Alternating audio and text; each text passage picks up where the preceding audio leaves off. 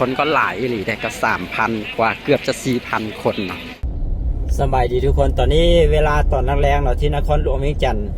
เกือบจะ6 โมงแล้วตอนนี้ประเด็นออกจากเฮือนมา5 โมง 30 นาทีเนาะเกือบจะได้30 นาทีแล้วออกจากเฮือนมายังประเด็นฮอดใส่เชือเนาะตอนนี้เราจะเดินทางไปที่สนามกีฬาแห่งชาติหลัก16เนาะเพื่อที่จะไปเบิ่งการแข่งขันระหว่างทีมชาติลาวกับทีมชาติศรีลังกาเนาะที่เพิ่นจะมีการเตะกันในตอนแรงของมื้อนี้เนาะเวลา 19 โมง19 โมงของมื้อนี้เนาะเป็นการแข่งขันแบบfriendly match นะหรือว่าเป็นการแข่งขันแบบอุ่นเครื่องอะไรเนาะถ้าเป็นภาษาลาวมาเว้ากันนะก็เดี๋ยวจะพาทุกคนเบิ่งบรรยากาศตามเส้นทางไปเล็กๆน้อยๆเนาะก่อนที่เขาจะไปที่สนามกีฬาแห่งชาติหลักก่อนที่เขาจะไปฮอดสนามกีฬาแห่งชาติหลัก16เนาะที่นครหลวงเวียงจันทร์เขาเดี๋ยวไปเบิ่งกันม่วนมันแน่นอนเนาะเนื่องจากว่า3-4 ครั้งที่ลาวกับศรีลังกาเคยเจอกันเคยพบกันมา 3-4 ครั้งผ่านมาเนาะ3-4-5 ครั้งผ่านมาเนี่ยก็คือลาวชนะมาทั้งหมดเลยเนาะเขาไปเบิ่งกันมื้อนี้ว่าลาวเขาจะเอาชนะศรีลังกาได้อีกหรือบ่ในมื้อนี้เนาะเดี๋ยวจะให้เบิ่งบรรยากาศตามเส้นทางไปบางจุดบางบอนนะที่ได้เว้ามานะเดี๋ยวนี้จะเป็นพลพะเนานะเดี๋ยวเขาจะไปตามเส้นทาง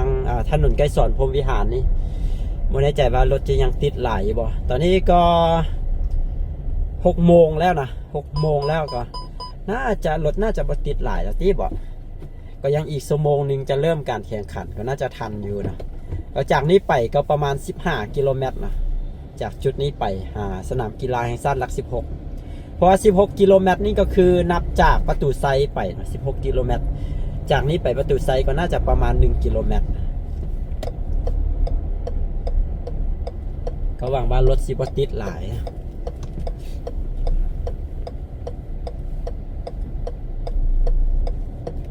เพิ่นขยายเส้นทางอยู่เนาะแถวนี้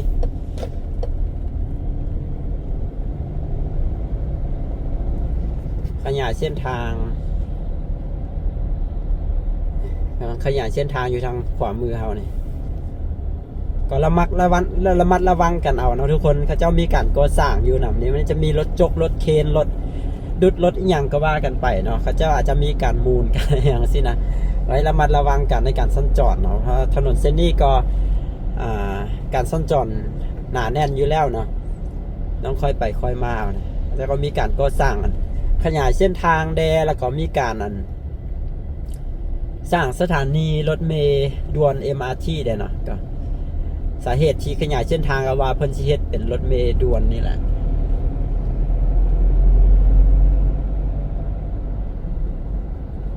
เดี๋ยวน่าจะให้ไปทันการเริ่มการแข่งขันนะรู้สึกดีใจอยู่ได้จะไปเบิ่งโอ้ว่าสิเข้าห้องน้ำก่อนพอไปมันหาเข้าห้องน้ำมันยากนะคนหลายนะ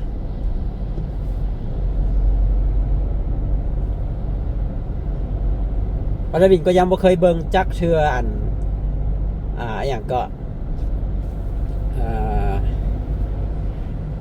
นักกีฬาของศรีลังกานะ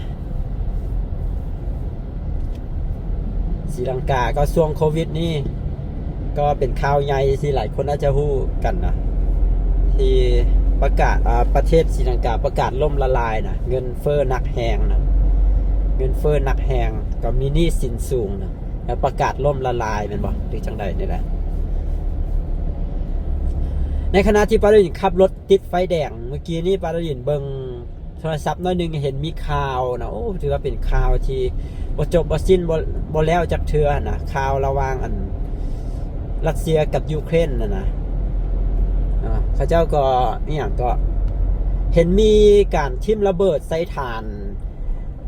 านบินยิงนิวเคลียร์นะก็เฮ็ดให้รัสเซียหันประกาศภาวะฉุกเฉิน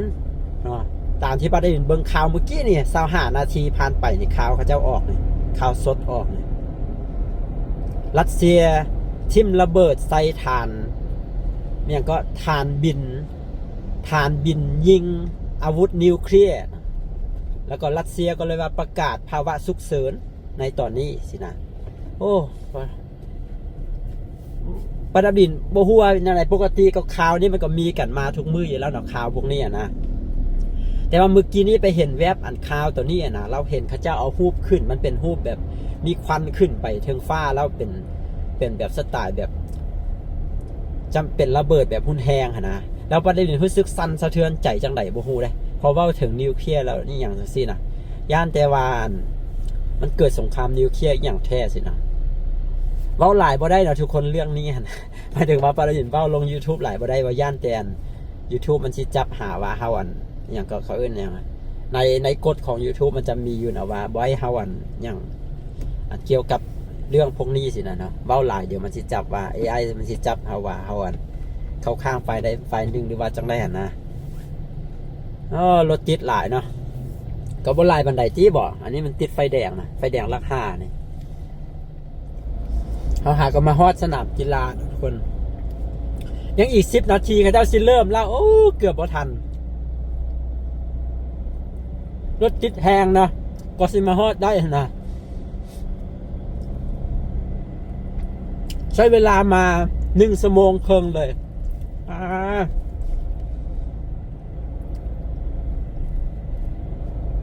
ชั่วโมงครึ่งเลยใช้เวลามารถก็กำลังมาก่อน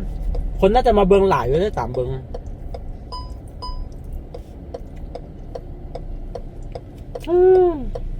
คนให้เข้าจะประตูเดียวนะประตูทางพุ่นเลยบ่เปิดให้เข้าแบบเวลาออกมากับป้าสุดแล้วท่านมาเบิงลาวกับฟิลิปปินส์บอกสุดแล้วท่านน่ะก็สิออกได้ป้าเถอะ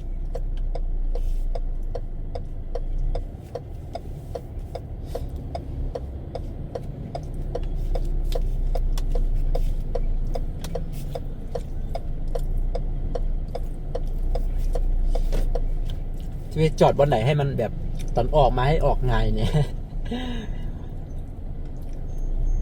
มันเลือกมาได้แล้วเนาะแถวใกล้แถวทางออกนี่เขาจะจอดหมดแล้วเขาก็ต้องไปจอดอยู่พุ่นแหละในพุ่น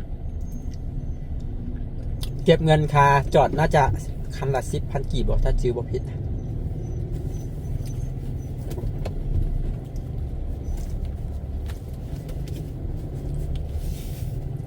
หาเงิน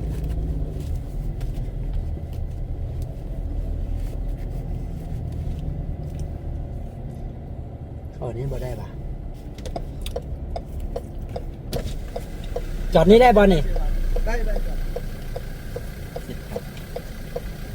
จอดแถวนี้ก็ได้เลยได้เพราะว่าเขาต้องให้เข้าข้างหลังอ๋อเข้าทางหลังพุ่นบ่ที่ได้เบิ่งอ๋อได้ยางไปไก่ได้คันจอดนี่เนาะอ๋อเขาจะให้เข้าทางหลังแต่ว่า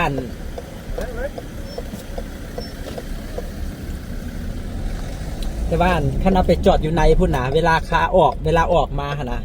ปรดีที่ว่ามันท่าดนพ่นออกที่ว่าจอดอยู่แถวใกล้แถวนี้เดี๋ยวมีขุม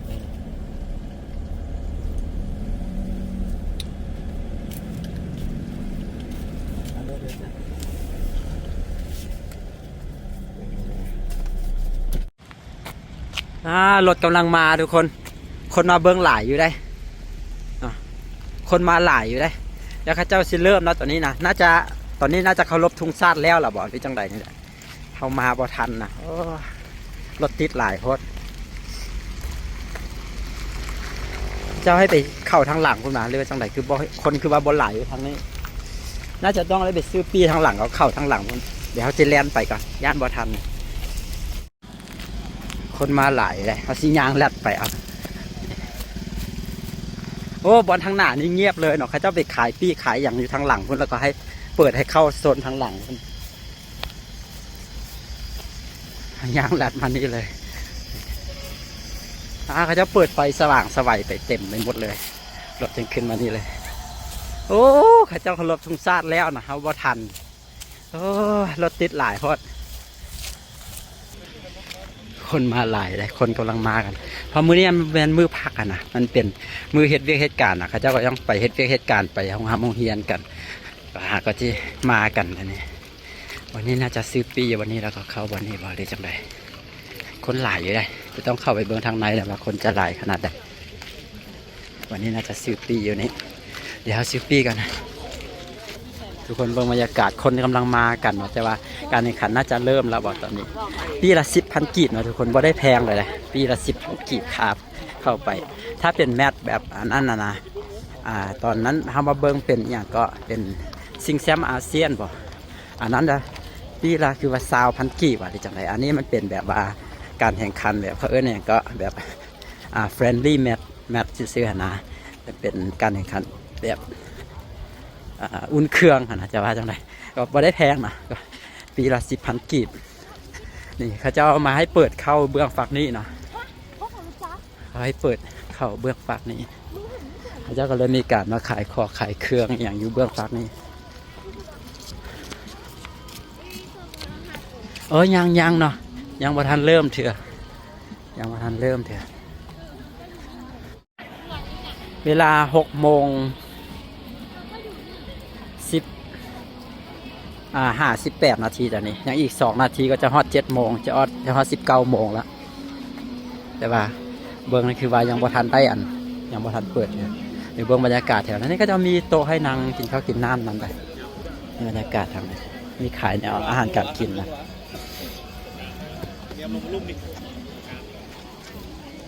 เดี๋ยวจะเข้าไปทางในเลยโอ้มันน่าเชื่อว่าคนจะมาเบื้องหลายขนาดนี้เนาะหรือว่าบ่ได้เป็นการแข่งขันแบบเป็นรายการใหญ่อย่างสินะแต่ว่าคนมาเบื้องหลายเลยบรรยากาศวัยรุ่นอย่างก็มากันหลายเลยวันที่25นี้เขาก็จะมีนัดใหญ่เนาะเจอกับเวียดนามอันนี้จะเป็นการคัดการคัดเข้าไปลิ้นในเอเชียคัพนะนี่ทางเข้าด้วยผู้ชายทางนั้นผู้ชายทางนี้ผู้หญิงทางนั้น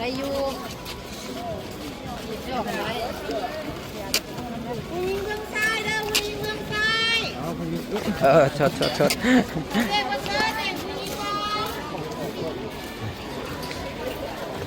คนมาหลายเลย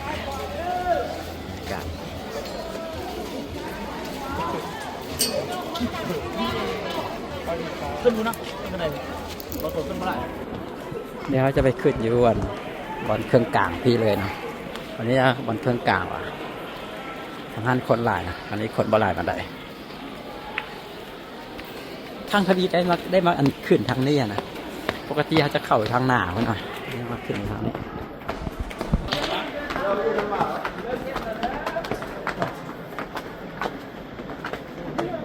นี่มาแล้ว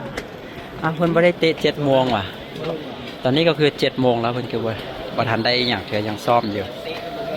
เตะ7 โมงครึ่งบ่หรือจังได๋ตามประกาศก็คือ7 โมงเลยหรือ19 โมงนะคนหลายอยู่เลยคนหลายอยู่เนี่ยเขาเจ้าจะให้ผู้ชมเข้ามาแต่โซนนี้เนาะเข้ามาแต่โซนนี้โซนทางพุ่นเบื้องฟ้าพุ่นบ่ให้เข้านะแต่มีเฉพาะ VIP เท่านั้นอันนี้ผู้ชมทั้งแฟนบ้านทั้ง2 ประเทศก็จะมาเข้าทางนี้นะคนก็ถือว่าหลายเลยเกือบว่าเต็มเบื้องฟ้านี่เดี๋ยวไปหามานั่งกันนักกีฬากำลังวอร์มร่างกายอยู่เนาะทุกคนยังพันได้เฮ็ดอย่างเถอะเขาคิดว่าย่านสิมาบ่ทัน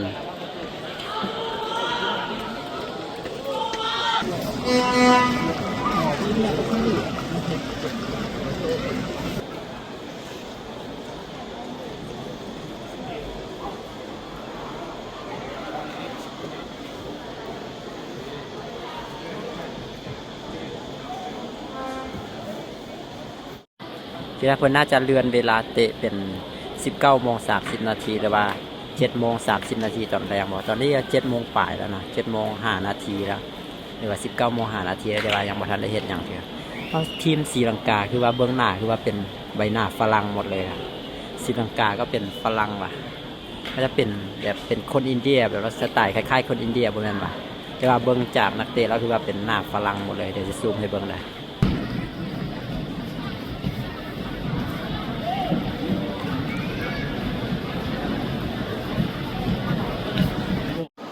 จากว่าเพิ่นเลื่อนเวลาแนวใดก็บ่ฮู้ได้ทุกคนตอนนี้7:35 นาทีแล้วคนก็เข้ามาเกือบว่าเต็มเนาะแบบทางนี้นะ เพิ่นจะให้คนเข้านางแต่โซนทางนี้เนาะอ้อมสนามบาอ้อมสนามกีฬาไปเรื่องฟ้าพุ่นเพิ่นจะบ่ให้นั่งนะให้นั่งแต่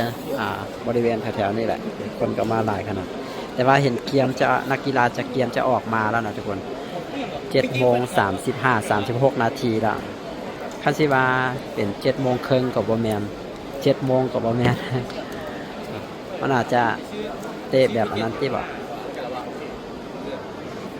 นี่เป็นสถิติการพบกันที่ผ่านมานะทุกคนลาวก็ชนะมาโดยตลอดเนาะแต่ว่ามื้อนี้ต้องมาเบิ่งกันว่าสิชนะได้อีกบ่เนาะก็4นัดที่เจอกันที่พบกันล่าสุดเนาะลาวก็ชนะมาโดยตลอดนะแต่ว่าก็หลังๆมาก็ชนะล่าสุดคือเสมอกันว่ะมื้อนั้นปัตตานีเบิ่งคือว่าลาวชนะมาหมดเนาะล่าสุดคือเสมอกัน2-2นะนี่แล้วกันบรรยากาศสนามคนก็เข้ามาหลายได้นี่ล่าสุดก็คือเสมอกันเนาะหวังว่าครั้งนี้เขาจะเฮ็ดให้ชนะได้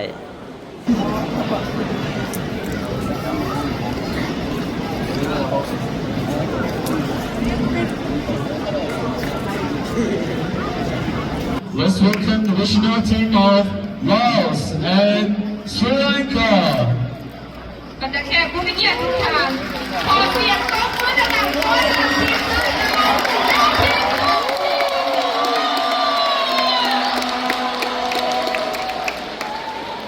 เริ่มมาเด้อ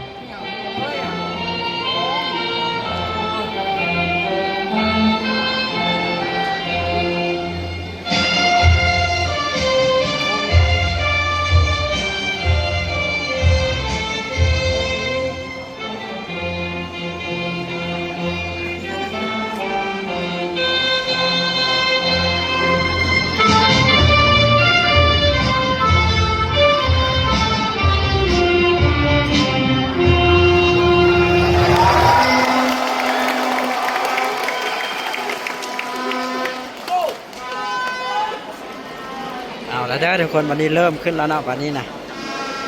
เดี๋ยวไปติดตามเบื้องการแข่งขันกันบางช่วงบางตอนเนาะพันธิท้ายยาวไปหมดเลยประเด็นก็คงจะอันนั้นเนาะคงจะยาวเกินไป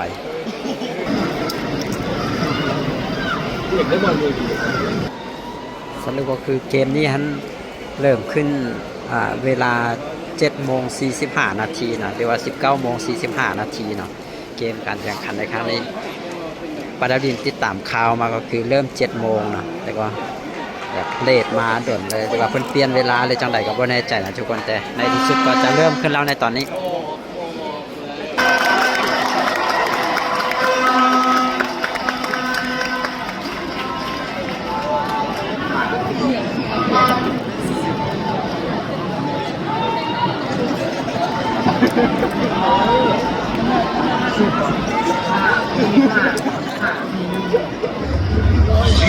gentlemen, the moment we've been waiting for. Let the countdown begin.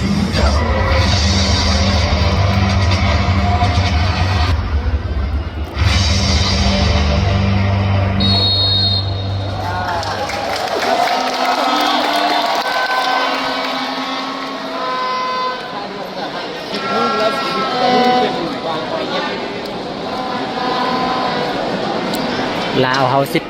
าก็จะมีนักเตะลูกซอดนะทุกคนลาวเขาจะมีนักเตะลูกซอดอยู่ที่เบอร์8นะทุกคนเป็นลูกซอดจาก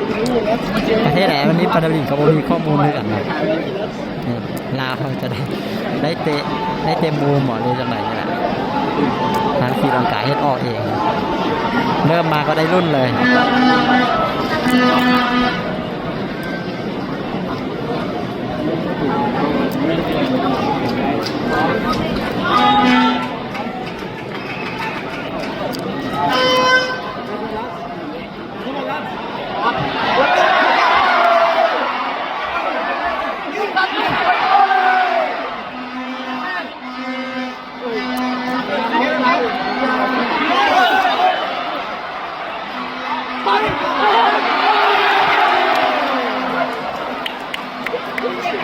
ได้รุ่น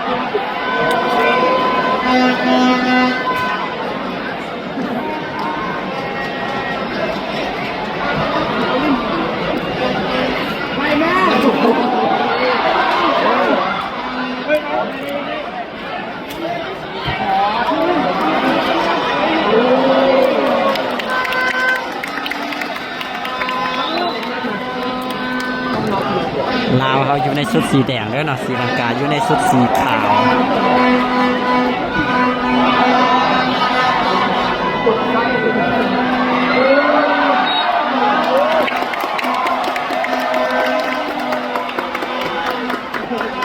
ลาวเขาได้รุ่นอีกครั้งหนึ่งแล้วทุกคนได้รุ่นจากฟรีคิกบันนี่นะ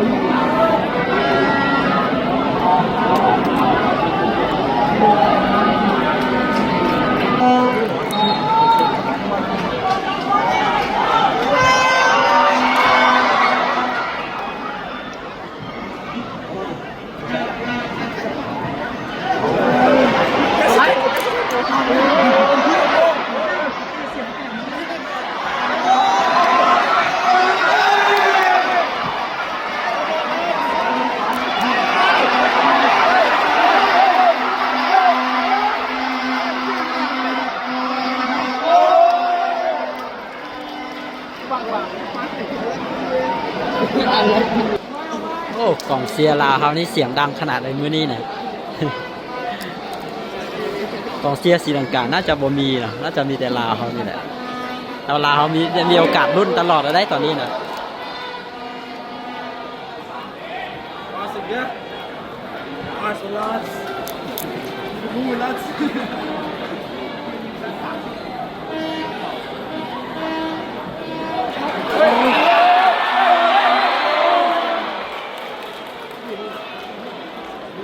คนหลายขนาด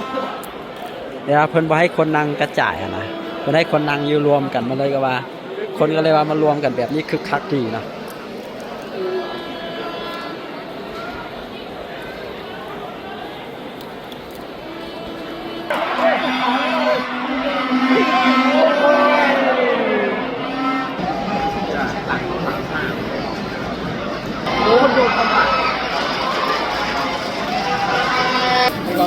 ตอนนี้ศรีลังกาเริ่มตั้งเกมได้แล้วได้เนี่ยเพราะเรื่องตัวใหญ่เนาะศรีลังกาตัวใหญ่กว่านะเขาจะออกสไตล์แบบเป็นฝรั่งนะเราก็คล่องดีนะ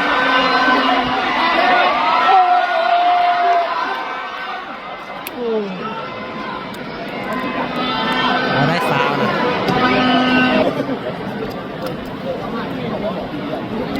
มื้อนี้เราก็มีกองหน้าที่ตัวเด็ดบุญพระจันทร์เป็นกองเบอร์17ก็ถือว่าเป็นกองหน้าตัวเด็ดของลาวเฮาที่น่าจับตาเบิ่งแล้วก็เป็นก็น่าจะเป็นนักเตะดาวรุ่งของลาวเฮาในตอนนี้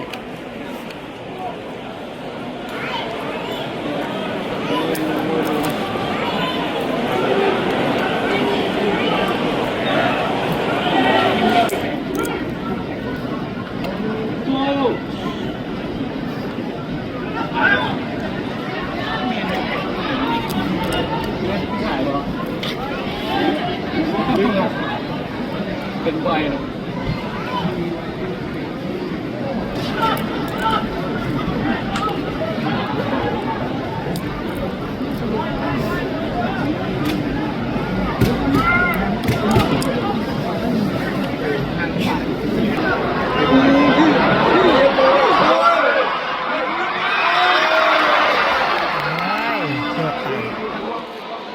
เกือบไปแล้ว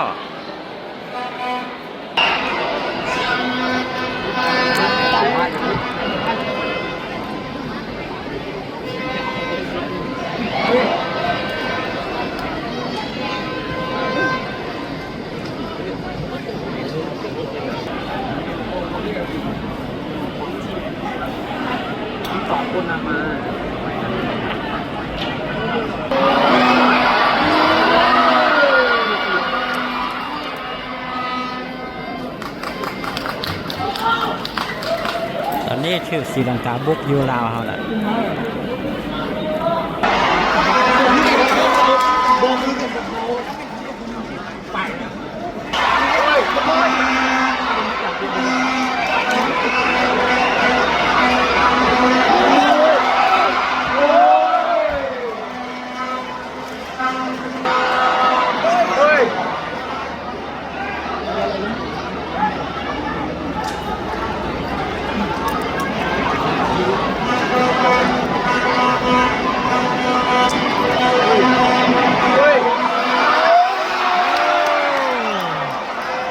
เรียบร้อยวันนี้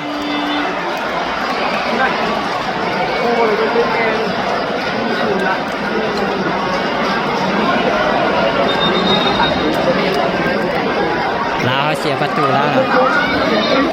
ศรีลังกาขึ้นนำ1-0แล้วโอ้ลาวเขาปล่อยให้เขาเจ้าคลองบ้านบุกใส่ตลอดเวลาอยู่เลยเนาะ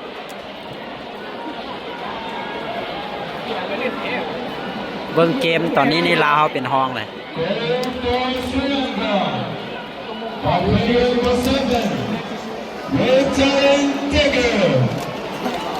ทีมชาติศรีลังกาได้ประตูที่ 1จากนักกีฬาหมายเลข7วาดีดาริสเบเกอร์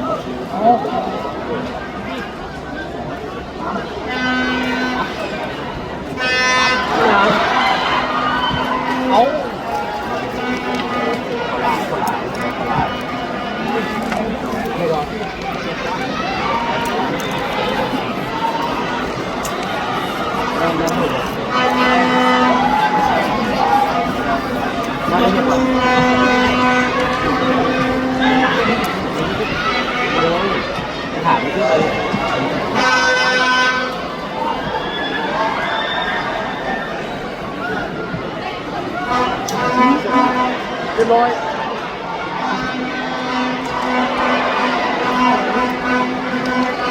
ขาวเปล่า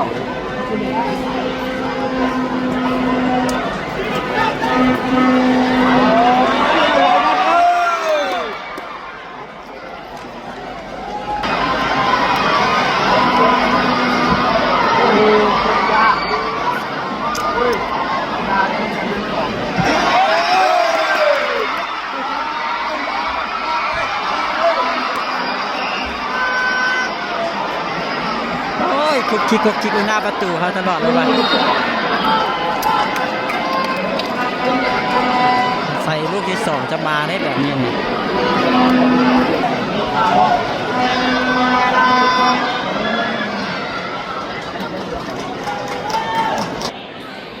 กองเชียร์ลาวเขาสิรับเราเดี๋ยวก่อนบานถือเขาเจ้านำอยู่แต่ก็ให้เขาเจ้าครองบอลอยู่ตลอดแล้วตอนนี้นะ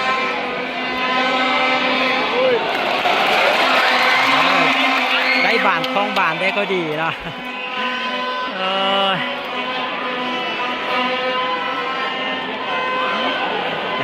ได้บานแล้วก็เสียบานได้บานแล้วก็เสียบานสู้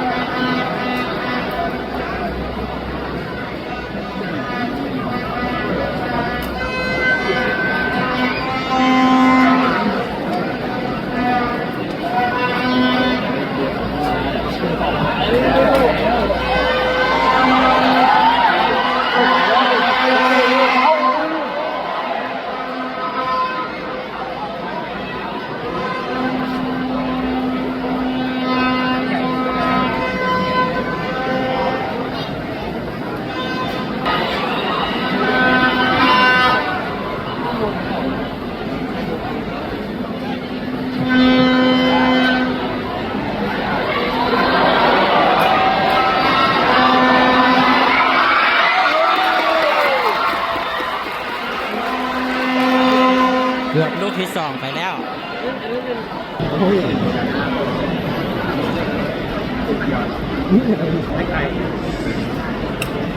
นักกีฬาศรีลังกาเจ็บตอนนี้ทีมคุณนอนเลี้ย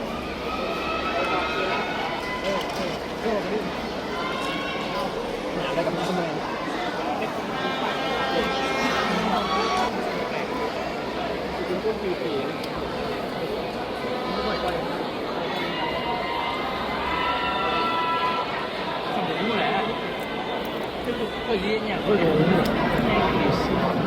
ดูดอด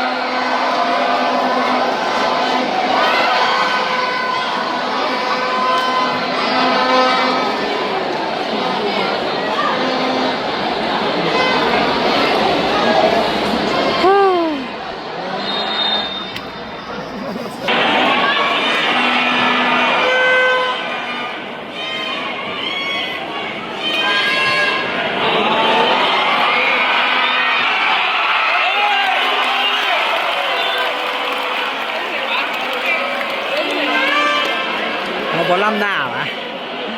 อะไรล่ำหน้าเกือบเป็นลูกที่2แล้วทุกคน ลังกาบุกอยู่ไฟเดียวตอนนี้นะ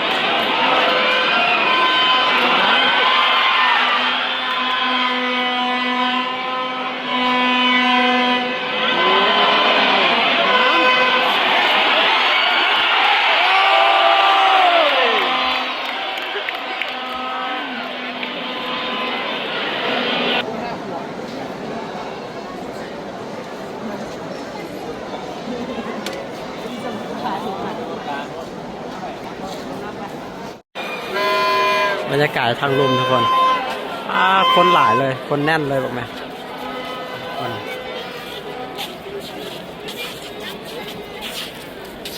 คนหลายเลยนะ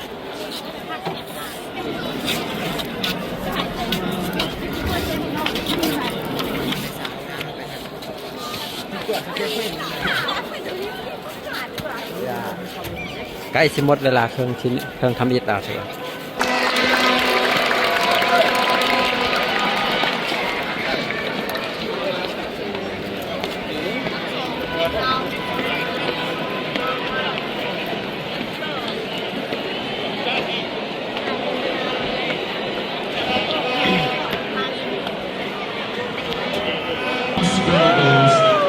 หมดเครื่องเวลาทำอิฐแล้วทุกคน 1-0 ว่ะศรีลังกานำเขาอยู่ 1-0 หมดเวลาเครื่องทำอิฐโอ้ศรีลังกาบุกตลอดเลยลาวเขาบ่ค่อยได้บุก ทีมชาติศรีลังกานำทีมชาติลาว1-0 เครื่องเวลาที่ 2 เริ่มขึ้นแล้วทุกคนเครื่องเวลาที่ 2 เริ่มขึ้นแล้วนะเปลี่ยนเบื้องกันลาวเขาอยู่ในชุดสีแดงเนาะศรีลังกาอยู่ในชุดสีขาวยังศรีลังกาขึ้นนำเยอะเนาะ1-0ตั้งแต่ต้นเวลา17 นาทีเนาะคือศรีลังกายิงประตูได้ลาวเขาไปเครื่องเวลาได้Replaced by player number 13, Nasi Kasi,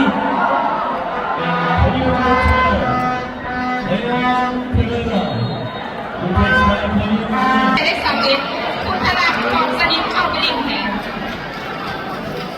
แต่ทีมชาติศรีลังกาได้มีการเปลี่ยนตัวนักกีฬา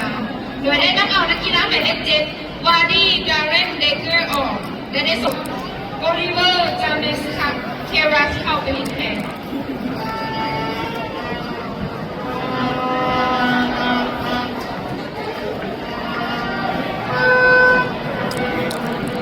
ศรีลังกายังได้เตะแจกอีกลูกที่2นะเริ่มเครื่องเวลาที่2มาทีมชาติลาวเขาได้ถอดนักกีฬาลูกซอดออกนะหมายเลข8ศ